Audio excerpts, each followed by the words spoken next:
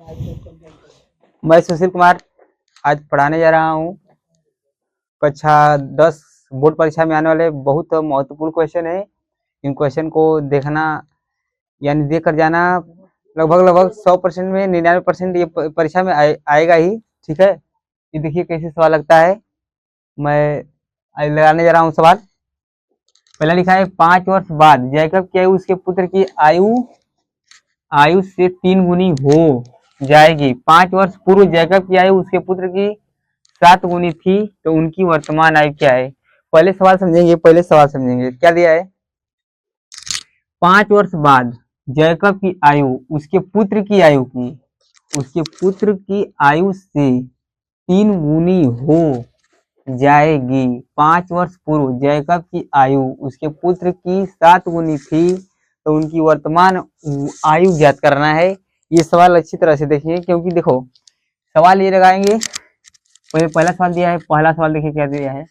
5 वर्ष बाद, पहले अच्छी तरह से सवाल समझना होता है। अगर अच्छी तरह से सवाल समझ गए तो सवाल लगा लेंगे। ठीक है, कोई किसी भी क्लास का रहे, पहले प्रश्न आना चाहिए समझ में। ठीक है, देखिए दिया है 5 वर्ष बाद जैकब की आयु उसके पुत्र की आयु से दिया है। तो देखिए मान लीजिए किसके, अगर जिससे दिख रहेगा उसी को मानेंगे, पहला बात तो उसके पुत्र से है। ठीक है, माना पुत्र का मान लीजिए, माना पुत्र की आयु x वर्ष है। पहला फिर समझिए, माना पुत्र की आयु क्या है बच्चा? x वर्ष है। यहाँ समझ में आ गया। अब देखिए, अब जैकब चलते हैं। तथा जैकब की आयु क्या है बच्चा? मान लीजिए y वर्ष है। ये आएगी तो 6 नंबर में फिक्स है। आएगा तो क्या नंबर में? 6 आएगा तो कितने नंबर में? 6।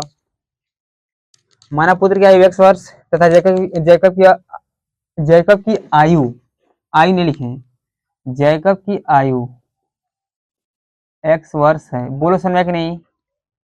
यहाँ ले आया कि नहीं समझ में? माना पुत्र की आयु x वर्ष है तथा जैकब की आयु y वर्ष है। ठीक है बच्चा, अब चलते हैं प्रश्न की ओर। क्या कर रहा है? बोला है 5 वर्ष पूर्व एक नियम अभी।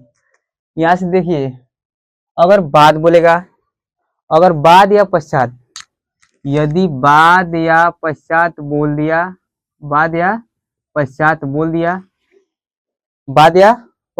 दिया तो क्या करेंगे? प्लस। अगर पूर्व या पहले बोलेगा, पूर्व या पहले क्या लगाएंगे? माइनस।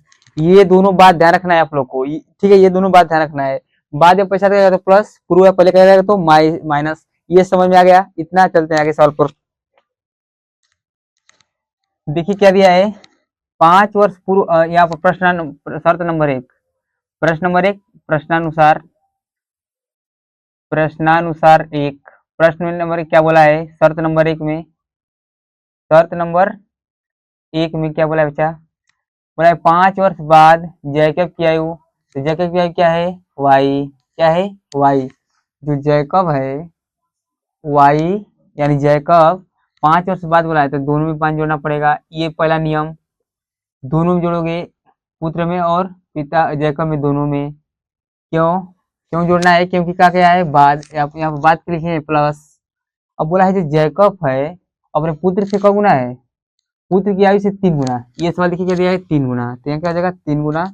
ठीक है बच्चा, दिया है y प्लस 5 बराबर 3 एकम 3x हो जाएगा, 3 पच्चे 15 हो गया। ये प्लस का है, इधर आएगा तो माइनस का। ये प्लस का है, इधर आएगा तो माइनस का हो गया। y माइनस 3x, ये देखिए 15 है, ये प्लस जाएगा उधर तो माइनस हो जाएगा।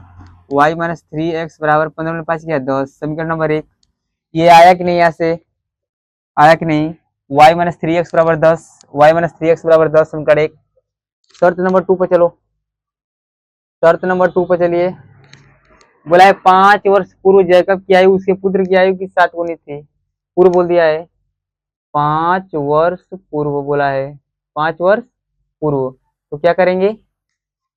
घटाएंगे। ये बात आप लोग बताए हैं। यहाँ से देखिए, जो जैकब है यानी y है 5 वर्ष पूर्व, पुत्र का x माइनस 5 से क्या है बच्चा 7 गुना है, क्या गुना है 7, ठीक है। देखिए तो y माइनस 5 हो जाएगा बराबर, इसका इसमें मल्टीप्लाई करेंगे, करेंगे 7 कम 7x, इसी का 5 में करेंगे माइनस 7 पच्चे 35, 7 पच्चे 35, ये y हो जाएगा इधर लाइए 7x हो जाएगा, तो माइनस हो जाएगा तो minus 35 plus 5, y minus 7x बराबर 35 में से 5 गया, क्या बचेगा माइनस 30, क्योंकि ये माइनस का है ये प्लस का, इसलिए क्या करेगा 35 में 5 हटाएंगे तो 30, समीकरण नंबर 2।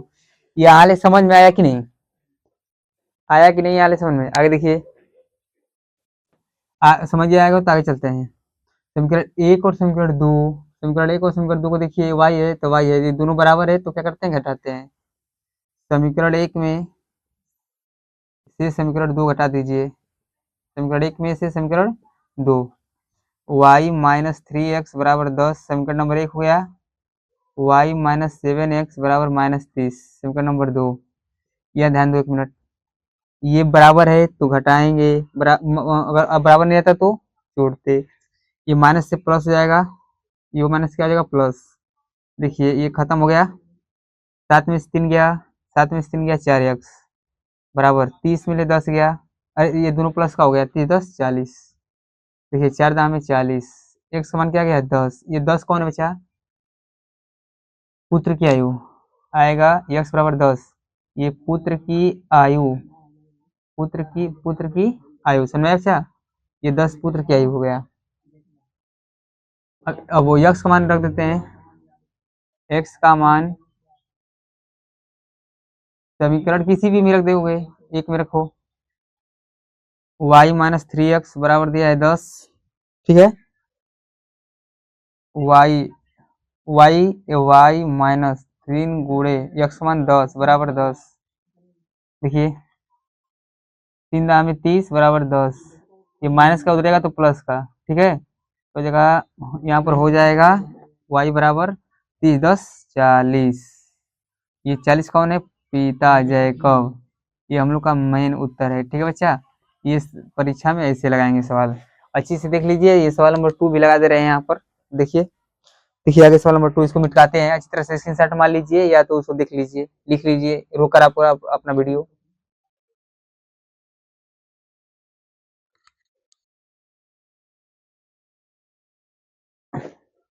चलिए मिटाते हैं,